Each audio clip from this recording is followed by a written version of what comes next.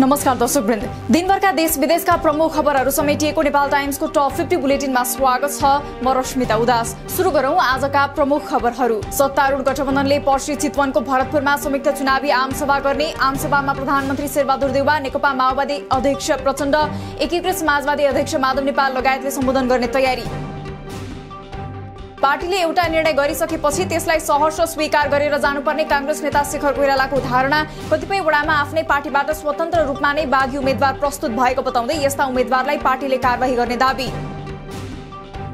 मुख्य निर्वाचन अधिकृतको कार्यालय दाङद्वारा निर्वाचनमा प्रयोग हुने गाडीहरूमा कडाई। उम्मेद्वारहरूले आफू प्रचारमा हिँड्ने गाडीहरूको अनुमति नै नलिएर चलाइरहेको सूचना आएको भन्दै आचार संहिताको पालना गर्न गराउन उम्मेद्वार तथा पार्टीहरूलाई सचेत। पालिका चुनावका लागि 64 जिल्लामा हालसम्म 1,32,21,000 मतपत्र ढुवानी भएको निर्वाचन आयोगको भनाई। मध्य प्रदेशका जिल्ला र बागमती प्रदेशका केही जिल्लामा मात्र मतपत्र ढुवानी गर्न बाँकी। दुवै निर्वाचनमा 5 दलीय गठबन्धनसँग एमाले प्रतिस्पर्धा गर्न इच्छुक रहेको एमाले अध्यक्ष केपी शर्मा ओलीको भनाई। गठबन्धनका कारण एमालेलाई धेरै फाइदा पुगेको टिप्पणी गर्दै गठबन्धन टुट्ने डर आफूलाई रहेको भन्दै गरे व्यङ्ग्य। निर्माण व्यवसायका समस्या समाधान गर्न आफू गम्भीर रहेको शहरी विकास मन्त्री रामकुमारी झाँक्रीको भनाई। निर्माण क्षेत्र अस्तव्यस्त बन्दै गएकाले व्यवसायका आवश्यक माग सम्बोधनको पहल गरिने झाँक्रीको भनाई। एमाले अवसरवादीहरूको जमात भएको कांग्रेस नेता विमलेन्द्र निधिको आरोप। एमालेले सरकार चलाएको 3 वर्षमा अदालत, संसद, सरकार, संवैधानिक आयोग र लोकतान्त्रिक संस्थाहरूलाई छेदविच्छेद पारेको दाबी।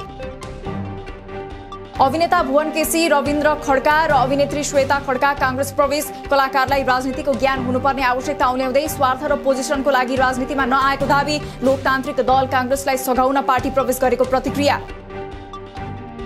मेयरका अर्का उम्मेद्वार बालेन शाहमाथि काठमाडौँका मेयरका उम्मेद्वार केशव स्थापितको गम्भीर आरोप। शाहको शरीरमा आफ्नो टाउको भएको तस्विर बनाएर लौरोमा भोट हालौं भन्दै प्रचार गरेको दाबी। काठमाडौँको प्रमुखका लागि एमालेका उम्मेद्वार केशव स्थापितले चुनावी फाइदाका लागि मधेसको आत्मसम्मानमा चोट पुर्याएको कांग्रेस युवा नेता प्रदीप पौडेलको आरोप। स्थापित अर्कै ग्रहबाट पहिलो पटक काठमाडौँ ओर्ले जस्तो गरी चुनावी फन्डा गरिरहेको टिप्पणी।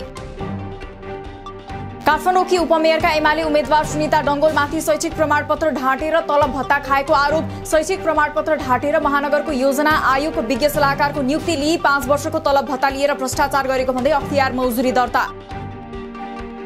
काठमाडौँको मेयरका उम्मेद्वार केशव स्थापितले आफू विरुद्ध गरिरहेको टिप्पणीप्रति कुनै प्रतिक्रिया जनाइरहन आवश्यक नभएको स्वतन्त्र उम्मेद्वार बालेन शाहको प्रतिक्रिया। बरु स्थापितले गरिरहेको टिप्पणीले आफूलाई फाइदा पुगेको तर्क। माओवादी प्रदेश 1 द्वारा प्रदेशका विभिन्न जिल्लामा बागी उम्मेदवारी दिने 14 जनालाई कारबाही। 3 जनालाई कारबाहीका लागि केन्द्रमा सिफारिस गरिएकोमा बाँकीलाई प्रदेश समितिद्वारा नै निलम्बन। मकवानपुरको हेटौडा उपमहानगरमा सत्तारूढ गठबन्धनद्वारा चुनावी घोषणापत्र सार्वजनिक। हेटौडाका जनतालाई 10,000 लिटरसम्म निःशुल्क खानेपानी, न्यूनतम 300 युनिट निःशुल्क विद्युत वितरण गर्ने लगायतका योजना। बैतडीको डिला सैनी 5 का वडा सदस्यका उम्मेद्वार हरिराम साउदमाथि खुकुरी प्रहार। गम्भीर घाइते साउदको टाउको र शरीरमा गहिरो चोट। माओवादीबाट उम्मेद्वार बनेका साउदमाथि अजित साउदको समूहले आक्रमण गरेको आरोप। आक्रमणकारीहरूको खोजी जारी। रुकुम पश्चिमको त्रिवेणी गाउँपालिका 1 मा माओवादी र स्वतन्त्रबाट वडाध्यक्षमा उम्मेदवारी दिएका 2 उम्मेद्वारका समर्थक बीच सोमबार राति खुकुरी हानाहान हुँदा 6 जना घाइते। गम्भीर घाइते भएका 3 जनाको उपचार नेपालगञ्ज मेडिकल कलेजमा हुँदै। निर्वाचन आयोगले जारी गरेको आचार संहितालाई पत्रकारहरूले मान्न जरुरी नरहेको पत्रकार महासंघका अध्यक्ष विपुल पोखरेलको भनाई। राज्यले प्रविधिलाई मात्रै हेरेर कानूनहरू बनाउँदा पत्रकारिता र अभिव्यक्ति स्वतन्त्रतालाई वञ्चित गरिएको उल्लेख। निर्वाचन आचार संहिताका सबै बुँदाहरूको पूर्ण पालना गर्न सञ्चार माध्यमहरूलाई प्रमुख निर्वाचन आयुक्त दिनेश कुमार थपलियाको पुनः आग्रह। आचार संहिताको समाचारमा दृश्य चाहिँ त्यस विपरीत आउने काम भए खतरनाक हुने भन्दै सचेत हुन अनुरोध।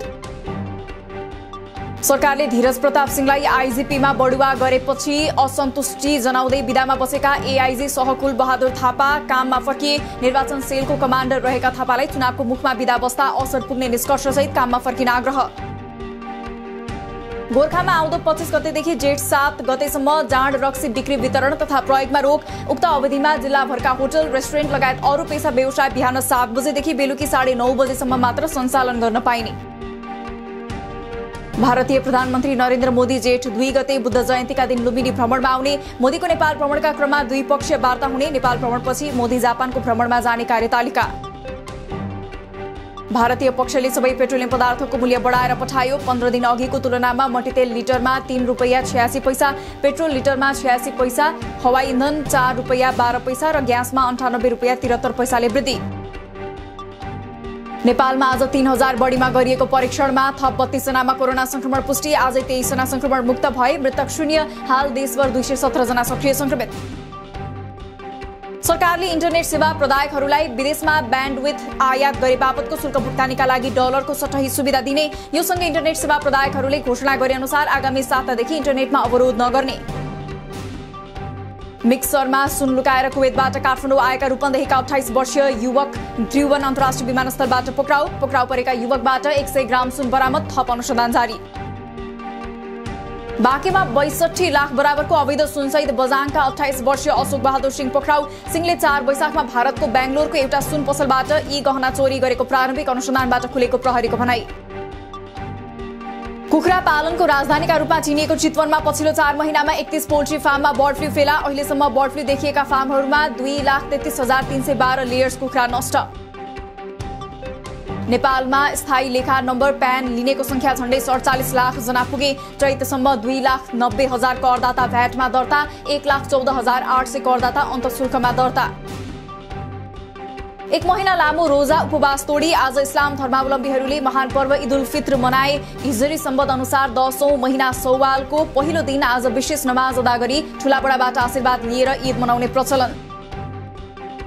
वैशाख शुक्ल तृतीयाका दिन मनाइने अक्षय तृतीया पर्व आज सातु र शर्बत दान एवं सेवन गरी मनाइयो। आज गरेको स्नान, दान, ध्यान, जप लगायत पुण्य कर्म कहिल्यै नाश नहुने जनविश्वास।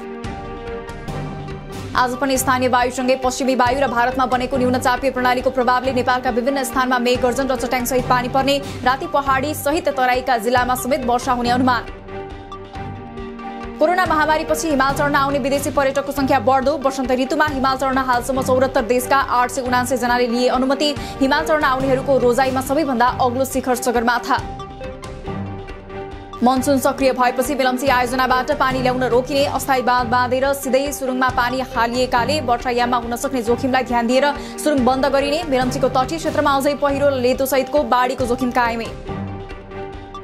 पासाङ ल्यामु राजमार्गका स्थानीयको अवरोधका कारण काठमाडौँ उपत्यकाको फोहोर व्यवस्थापन कार्य 10 दिनदेखि रोकियो। प्रत्यक्ष असर भने उपत्यकावासीले भोग्दै लामो समयसम्म सडकमा फोहोर थुप्रिँदा आवतजावत गर्न समस्या। मुलुकको राष्ट्रिय सम्पत्तिको लेखा परीक्षण गर्नुपर्ने आवश्यकता रहेको अर्थमन्त्री जनार्दन शर्माको भनाई। मुलुकमा विद्यमान गरिबी अन्त्य नहुनुको कारण खोजी गर्न पनि लेखा परीक्षण गर्नुपर्ने भन्दै लेखा परीक्षकहरूलाई परीक्षण गर्न आग्रह। पछिल्लो समय मुलुकमा आर्थिक सुशासन हुन नसकेको महालेखा परीक्षक टङ्कमणि शर्माको भनाई। आर्थिक अनुशासन नहुनु, भ्रष्टाचार बढ्नु, अनियमितता हुनु, कुनै एक पक्ष मात्रै दोषी नभएर समग्र क्षेत्र दोषी रहेको जिकिर। सरकारले चालू आर्थिक वर्षको 9 महिनामा 2 खर्ब 21 अर्ब रुपैयाँ ऋण उठायो। यसमध्ये 1 खर्ब 16 अर्ब रुपैयाँ बाह्य र 1 खर्ब 5 अर्ब रुपैयाँ आन्तरिक ऋण। सोमबार तोलामा 800 रुपैयाँले घटेको सुनको भाव आज फेरि 1000ले घटेर प्रति तोला 97,200 रुपैयाँ कायम। आज चाँदीको भाव भने स्थिर रही प्रति तोला 1290 रुपैयाँमै कारोबार। नेपाली फुटबलमा देखिएको विवाद चाँडै समाधान गर्नुपर्ने राखेपका सदस्य सचिव टङ्कलाल घिसिङको भनाई। एन्फा अध्यक्ष कर्मा सेरिङ शेर्पालाई विवाद एन्फा भित्रैबाट समाधान गर्न अनुरोध। निष्पक्ष छानबिन हुनुपर्ने खेलाडीहरूको माग। साबिक विजेता न्यू डायमण्ड स्पोर्ट्स क्लब काठमाडौँमा जारी 6औं एनबीए राष्ट्रिय महिला तथा पुरुष भलिबल प्रतियोगिता अन्तर्गत महिलातर्फको खेलमा पराजित। पोखराको एभरेस्ट भलिबल क्लबसँग न्यू डायमण्ड 3-2 को सेटमा पराजित। 19 वर्ष मुनिको महिला विश्वकप क्रिकेट छनौटका लागि नेपाली महिला टोलीको घोषणा। शीर्ष स्थानमा रहने टोलीले सन् 2023 को जनवरी फेब्रुअरीमा हुने विश्वकप खेल्ने। छनौट आउँदो जुन 4 तारिखदेखि सुरु हुने। इन्डियन प्रिमियर लिगमा अहिले गुजरात टाइटन्स र पंजाब किङ्स खेल्दै। गुजरात 9 खेलमा 8 मा जित सहित 16 अङ्कका साथ तालिकाको शीर्ष स्थानमा रहँदा समान खेलमा पंजाब 4 मा जित सहित 8 अङ्कका साथ तालिकाको 8औं स्थानमा। अमेरिकाले युक्रेनमा यही मे महिनाको अन्त्यसम्ममा आफ्नो दूतावास पुनर्स्थापना गर्ने। वार्ताको माध्यमबाट तत्काल युद्ध अन्त्य गर्न विश्व समुदायको आग्रह। युद्धको 70औं दिन आज पनि युद्ध जारी। रुसले युक्रेनको 2वटा पूर्वी क्षेत्र हडप्ने योजना बनाइरहेको अमेरिकी दाबी। रुसले डोनेट्स्क र लुहान्स्कलाई आफैमा मर्ज गर्ने प्रयास गरिरहेको र तेस्रो क्षेत्र खेर्सनका लागि पनि यस्तै योजना बनाएको अमेरिकी आशंका। भारतका प्रधानमन्त्री नरेन्द्र मोदी र जर्मन चान्सलर ओलाफ स्कोल्ज बीच भेटवार्ता। भेटमा आपसी सहकार्यका साथै रुसले युक्रेनमा गरेको आक्रमण, दुई देशले खेल्न सक्ने भूमिका र त्यसले पार्ने असरका बारेमा छलफल। एक समुदायले गाडेको झण्डा अर्को समूहले हटाएर आफ्नो झण्डा गाडेपछि भारतको राजस्थानको जोधपुरमा दुई समुदायबीच झडप। घटनालाई मत्थर पार्न प्रहरीद्वारा अश्रु ग्यास प्रहार तथा लाठीचार्ज। झडपमा केही प्रहरी घाइते। अस्थायी रूपमा इन्टरनेट सेवा बन्द। आफ्नो साथीको विवाहमा सरिक हुन नेपाल आएका भारतीय कांग्रेसका नेता राहुल गान्धी नेपाल आउँदा भारतमा भने हंगामा मचियो। क्लबमा महिलासँग गफ गर्दै गरेको भिडियो शेयर गर्दै भारतको सत्तारूढ भाजपा नेता कपिल मिश्रले गरे गान्धीको आलोचना। नाइजेरियामा एउटा 3 तले भवन भत्किँदा च्यापिएर 9 जनाको मृत्यु। अरू केही व्यक्ति बेपत्ता। भवनमा कति मानिस थिए भन्ने यकिन नभएकोले ज्यान गुमाउने र घाइतेको संख्या अझै बढ्न सक्ने। आर्थिक संकटबाट गुज्रिरहेको पाकिस्तानलाई साउदी अरबले $8 अर्ब सहयोग गर्ने। साउदी अरबको सहयोगले पाकिस्तानको अर्थतन्त्र सुधार्न सहयोग पुर्याउने विश्वास। र अमेरिकाको सर्वोच्च अदालतले गर्भपतनलाई मान्यता दिने कानूनी प्रावधान खारेज गर्न लागेको भन्ने चर्चाको जनस्तरबाट अमेरिकामा व्यापक आलोचना हुँदै सर्वोच्चको उक्त खबर साँचो भए आधुनिक न्यायिक इतिहासमा अभूतपूर्व हुने र त्यसले जनजीवनलाई निकै फरक पार्ने विश्लेषण। दिनभरका देश विदेशका प्रमुख खबरहरू समेटिएको नेपाल टाइम्सको टप 50 बुलेटिन अहिलेलाई सकियो। हामी भोलि फेरि टप 50 समाचारका साथ उपस्थित हुने नै छौं। नेपाल टाइम्सको युट्युब च्यानल सब्स्क्राइब गरिदिनु भएकोमा र फेसबुक पेज लाइक गरिदिनु भएकोमा धन्यवाद। ताजा खबरहरू नेपाल टाइम्सको अनलाइन पोर्टल www.nepaltimes.net मा पनि गएर हेर्न सक्नुहुनेछ। नेपाल टाइम्स हेर्दै गर्नुहोला। नमस्कार।